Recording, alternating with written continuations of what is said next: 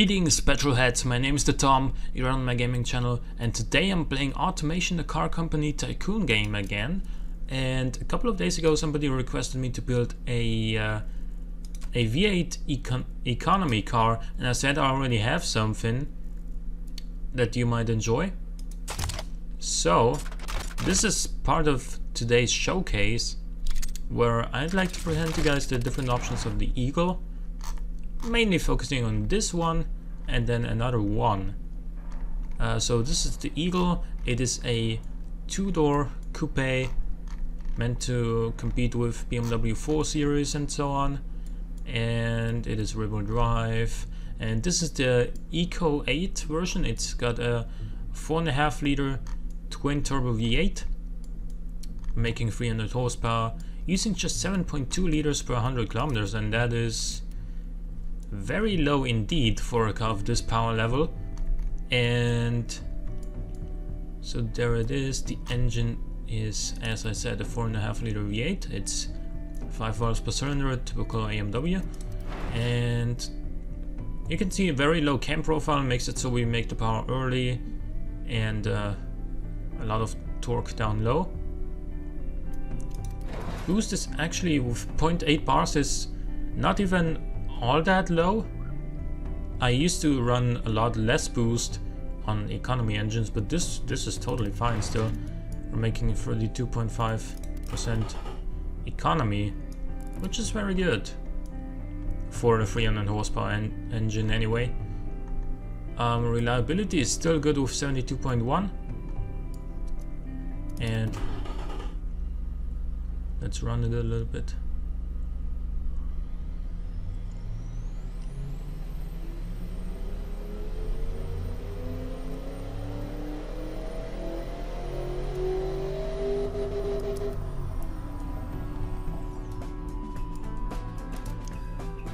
Good, and now we get to the trim where we see that the standard gearbox is a single clutch, like a 6-speed manual. It's not overcomplicated too much.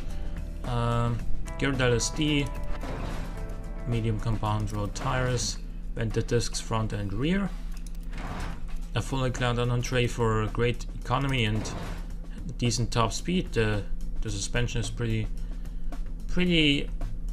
much halfway between sportiness and drivability, but more focused on drivability, because you know this is not like, this is an eco version, not a sports version. It's not meant to corner like crazy. It's not meant to perform on a racetrack or anything like that. But it still makes 300 horsepower. It'll still do 0 to 100 in 5.5 seconds, which is pretty fast. It is faster, I think, than an E36 M3 with the 3.2 liter engine, and that's something. And if we go to US MPG, we will find out how much this economy translates to in, you know, American measurements. It's 32.6 mpg. That's pretty good. Pretty good indeed for a 4.5 liter V8. However, what this showcase mainly is going to focus on is this version right here, the HP, which does 16.8 miles per gallon. But you're gonna find out very quickly why that is. And you can see here quad exhausts, a wing, bigger wheels, bonnet scoop, air intakes on the bonnet, 700 horsepower. Yep, that's why this thing does 16.8 miles per gallon. And this is what this showcase is gonna focus around. This is the car on the left on the showcase thumbnail, in case you were wondering. All Eagles have, I should point this out first, all Eagles have aluminum chassis and panels. Sadly, in the current game state, as long as you base a trim off a base model, You cannot change the materials or the suspension suspension options here, like double wishbone versus McPherson or anything like that. And therefore, you know, normally I'd like to make this version the HP from carbon fiber, just to save weight and give me better stiffness, but as is, it's made from aluminium, and this engine is completely a different engine block. It's 6 liters, 5 valves per cylinder, as always. All the best bits in here, a lot of quality to, you know, deal with the high RPMs. 12.3 compression ratio with only 69 cam profile. Makes it so, I mean, 69 cam profile is relatively high, but still moderate, if you will. Because if I set this up to like 90 or so, the peak power would come in at like 8900, 9000, or even higher than that. And I didn't want that, because there's only so much RPM that a 6 liter V8 can take, you know. And that in this case is 8500 RPM. We got direct injection with a twin configuration, not a throttle per cylinder. No, twin configuration, yeah. And performance intakes, premium gas, 13.5 fuel mixture. So there's still a lot of potential left in this engine. If we just get this up to 12, we see that we have 724 horsepower, but that would make the engine way less economical. I mean, it's already not an economical engine, but that would make it just, you know, obnoxiously thirsty. And 25.53% is not bad at all for this kind of engine. And you can see that this makes a lot of power and torque per liter, because it's only 6000 cc and it makes 700 horsepower and 675 newton meters, which is quite a lot for this sort of displacement. Let's listen to it.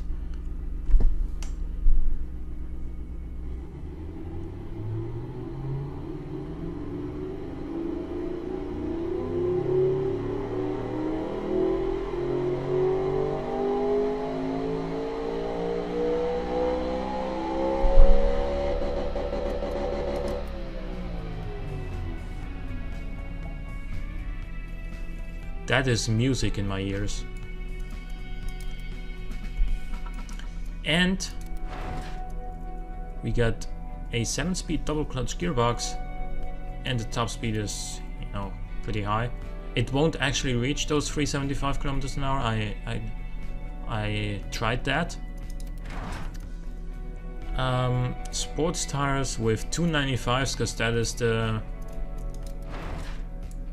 that is as wide as we can flare these wheel arches on this body. It should have a little bit wider rear tires, probably, with this amount of power, but you know, everyone likes a good old burnout. Magnesium rims, 6-piston carbon ceramic brakes up front and 4-piston carbon ceramics on the rear end. We got fully clad under tray with an active wing to generate downforce when we're cornering and braking, and to, you know, be relatively flat when we're going in a straight line, giving us some downforce in the corners and still a good top speed. If we remove these, yeah, we lose a lot of stats. We don't lose top speed, strangely enough. Yeah, because we start losing top speed now, whereas if we do this, we gain it back. Okay, it was at 15. Yeah, it was at 15, so let's keep it there for now. Since this is, after all, since the Eagle is, after all, a car that competes with BMW 4 Series, it does have premium interior and standard infotainment. So does the Eagle HP. It does have all driver assists, including launch control, which will be, I imagine, quite an experience with 700 horsepower only going to the rear wheels. Safety is advanced, because we want to make sure people don't kill themselves with this car. Active sport springs, semi-active dampers, passive sway bars, and a pretty damn sporty suspension setup. Not to peak performance or anything like that. It is still everyday drivable with this sort of setup. And you can see that still it'll do the airfield track in 1:19.4, you can say, which is faster than a Porsche Carrera GT. It is almost as fast as a Ferrari Enzo, both of which are obviously mid-engined. Yeah, so this is quite a seriously strong performance car. And also the drivability with 57.7 is really high. It's actually the highest of all Eagle models, which is kind of surprising. But then again, it's also the only naturally aspirated Eagle. And there you see it, like naturally aspirated engines always make for more predictability and therefore better drivability. What else I'd like to show you guys is that while unfortunately I can't make this car from carbon fiber now, what I can do, and what I've actually been testing, is making this car, the HP, all-wheel drive, and leaving everything else the same. We did gain about 90 kilograms of weight. We did lose a little bit of sportiness, but gained drivability. Yeah, the power distribution on the regular all-wheel drive Eagle models is 70% rear, 30% front, because it is normally available with all-wheel drive. And we gain drivability, quite a lot of it actually. We gain sportiness again, and we gain mostly acceleration time, 2.7 seconds from 0 to 100, and the quarter mile, ladies and gentlemen, in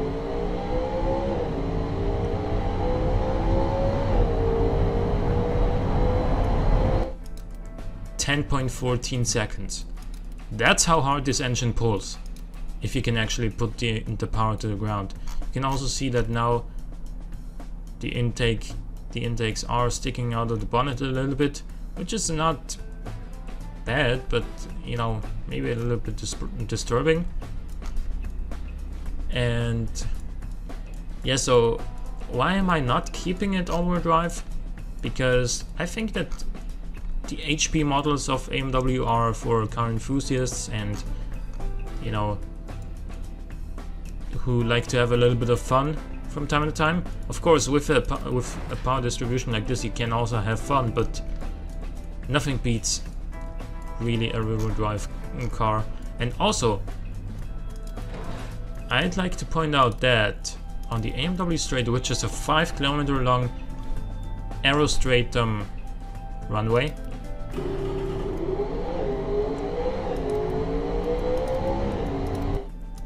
with the all-wheel drive it does it in 101.60, okay?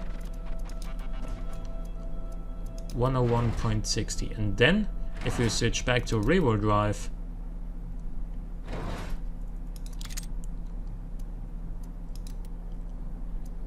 and leave everything else the same,